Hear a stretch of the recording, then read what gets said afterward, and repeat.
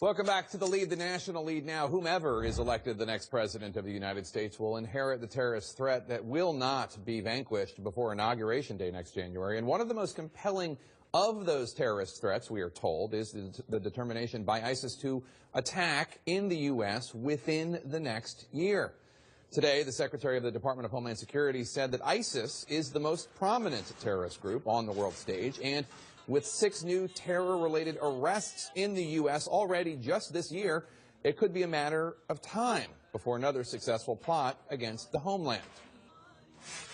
Joining me now from Capitol Hill, Congressman Mike McCaul. He's chairman of the House Homeland Security Committee, a Republican from Texas, and out with a new book called Failures of Imagination: The Deadliest Threats to Our Homeland and How to Thwart Them. Congressman, thanks so much for being here.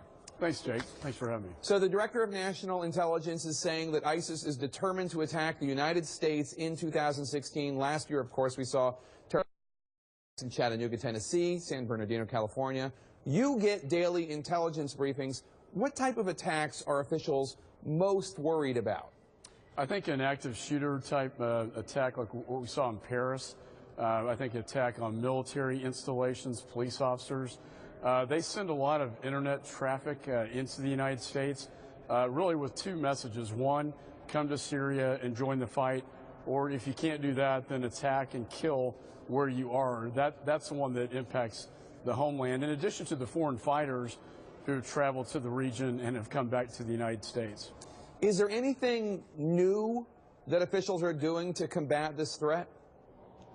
Well, what we're trying to do is get the administration not only to come up with a military strategy, obviously to deal with ISIS where it exists at its root cause, but also to deal with this phenomenon over social media and on the internet, and what can be a counter narrative to that message. And what we've seen actually from companies like Google recently have come out with ads that pop up if you type in jihadist websites, which is a positive thing. Twitter has now shut down about 125,000 Twitter accounts because that's what the ISIS cyber commanders use to radicalize from within the United States.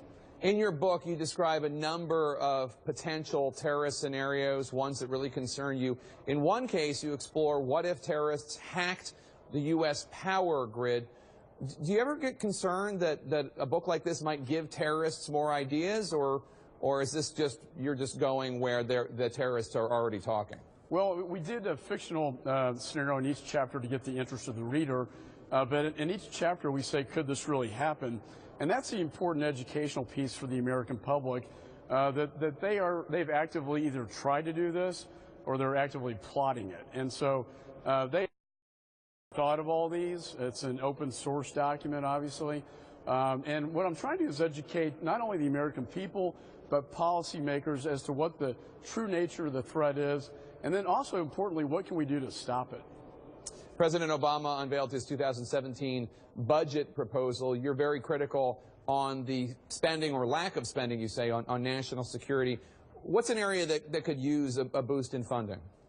Well, I think obviously FBI and Homeland defending the homeland. We stopped a lot of bad things, 82 ISIS-related arrests, more than 1 per week. But I think this countering violent extremism issue is not being addressed as a priority within the administration. It's something that I've been trying to work with the Secretary, Jay Johnson, to strengthen up our ability to counter their ability to use the internet and really prey on young military-age males in the United States. We can do a far better job than we're doing.